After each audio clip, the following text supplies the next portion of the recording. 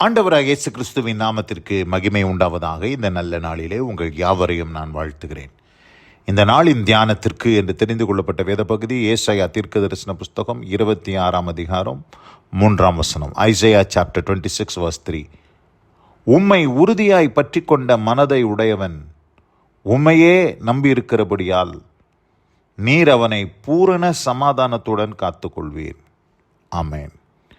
பிரியமானவர்களே, நாம் வாசிக்க கேட்டதான இந்த வார்த்தைகளிலே இங்கே கர்த்தரை உறுதியாய் பற்றி கொண்ட மனதையுடைய ஒரு மனுஷனை குறித்து ஆண்டவர் இங்கே சொல்கிறார். அந்த மனிதன் எப்படிப்பட்டவனாக இருக்கிறான்? கர்த்தரை உறுதியாய் பற்றி கொண்ட மனதை உடையவன் உண்மையே நம்பி இருக்கிறபடியால், கர்த்தரையே தன் நம்பிக்கையாக கொண்ட மனுஷன் பாக்கியவான்.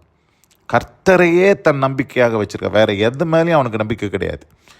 வேறு எந்த காரியத்தின் மேலே, உலகத்தின் காரியத்தின் மேலே, அவன் பணம், பொருள், ஆஸ்தி, அந்தஸ்தி இவைகளின் மேலெல்லாம் அவனுக்கு நம்பிக்கை இல்லை. கர்த்தரையே தன் நம்பிக்கையாக கொண்ட மனுஷனுக்கு ஆண்டவர் அவனை எப்படி ஆசீர்வதிக்கிறாரா? பூரண சமாதானம் அப்படின்னு பார்க்குறோம்.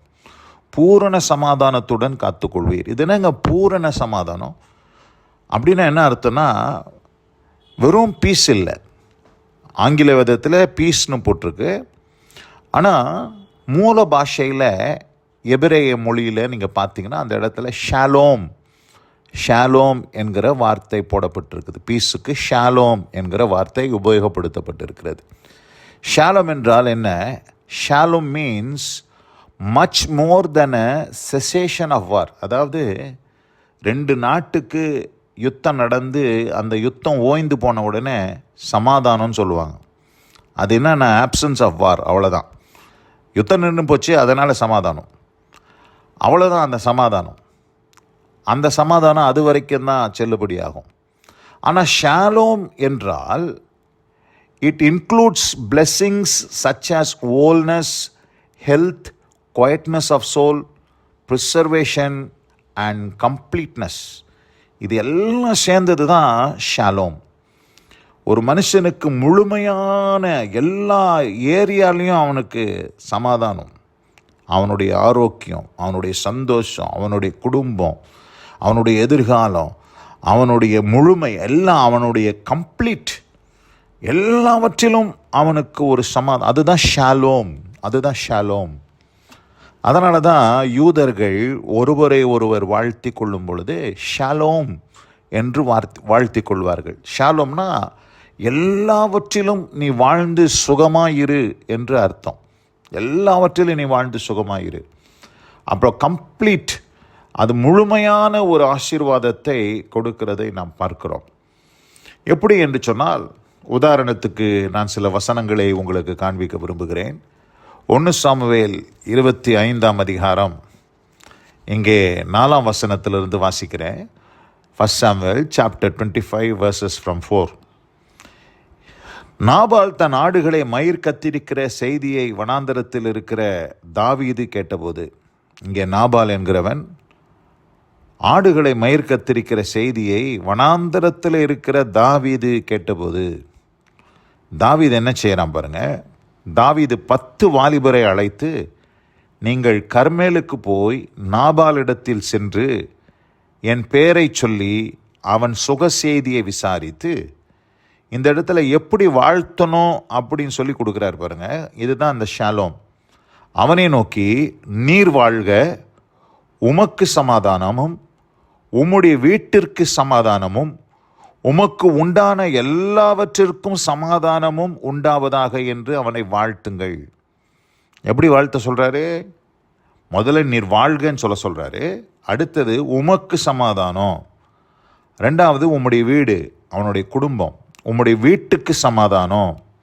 அதற்கு பின்னதாக உமக்கு உண்டான எல்லாவற்றிற்கும் சமாதானமும் உண்டாவதாக என்று அவனை வாழ்த்துங்கள் என்று இந்த இடத்துல சொல்லி அனுப்புகிறார். அப்போது பார்க்குறோம், ஒரு 3 நிலையான சமாதானத்தை பார்க்குறோம். நாபாலுக்கு சமாதானம், நாபாலின் வீட்டிற்கு சமாதானம், நாபாலுக்கு உண்டான எல்லாவற்றிற்கும் சமாதானம். தாவீது அப்படிப்பட்ட ஒரு வாழ்த்துதலை வாழ்த்துகிறார். நம்ம எல்லாரும் சொல்கிறோம் உங்களுக்கு சமாதானம் உண்டாவதாகன்னு. ஆனால் ஒரு பூரண சமாதானம். அந்த பூரண சமாதானத்தை தான் நம்ம இங்கே பார்க்குறோம். அதுதான் அந்த ஷாலோம் என்று சொல்லப்பட்டிருக்கிறது. அப்படிப்பட்ட ஒரு அனுபவத்தை நாம் பெற்றுக்கொள்ள வேண்டும் என்று சொன்னால், நாம் கர்த்தரை நம்முடைய நம்பிக்கையாக கொண்டிருக்கும் பொழுது ஆண்டவர் நமக்கு அப்படிப்பட்ட சமாதானத்தை, பூரண சமாதானத்தை தந்தருளுகிறார் என்பது உண்மை. 2 தெசலோனிக்கேயர் 3ஆம் அதிகாரம் 16ஆம் வசனத்துக்கு நாம் திருப்பிக் கொள்வோம். அந்த இடத்துலையும் இதனுடைய தொடர்ச்சியை நாம் பார்க்க முடியும். அங்கே என்ன போடப்பட்டிருக்குது? 2 தெசலோனிக்கன்ஸ் சாப்டர் 3 verse 16. சமாதானத்தின் கர்த்தர் தாமே எப்பொழுதும் சகல விதத்திலும் உங்களுக்கு சமாதானத்தை தந்தருளுவாராக. கர்த்தர் உங்கள் அனைவரோடு கூட இருப்பாராக. எப்படிங்க? சமாதானத்தின் கர்த்தர் தாமே சமாதானத்தின் கர்த்தர் தாமே எப்பொழுதும் சொல்கிறார். ஆல்வேஸ், எப்பொழுதும், எல்லா விதத்திலும், சகல விதத்திலும் உங்களுக்கு சமாதானத்தை தந்தருள்வாராக.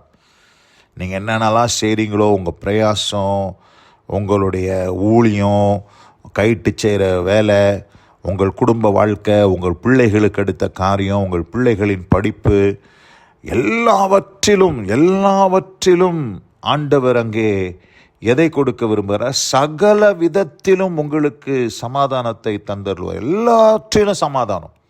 அதுதான் அந்த பூரண சமாதானம் சொல்லப்பட்டிருக்குது. பூரண சமாதானம், அதுதான் அந்த ஷாலோம். எல்லாவற்றிலும் சமாதானத்தை தந்தருள்வாராக. கர்த்தர் உங்கள் அனைவரோடு கூட இருப்பாராக. இப்படிப்பட்ட ஒரு அனுபவத்தை தான் இந்த இடத்துல ஆண்டவர் நமக்கு சொல்லியிருக்கிறார். ஆதலால் பிரியமானவர்களே, நான் வாசிக்க கேட்ட அந்த வார்த்தையின்படியாக ஏசாயா தீர்க்கதரிசன புஸ்தகம் 26ஆம் அதிகாரம் 3ஆம் வசனம், உம்மை உறுதியாய் பற்றி கொண்ட மனதை உடையவன் உம்மையே நம்பியிருக்கிறபடியால் நீர் அவனை பூரண சமாதானத்துடன் காத்துக்கொள்வேன்.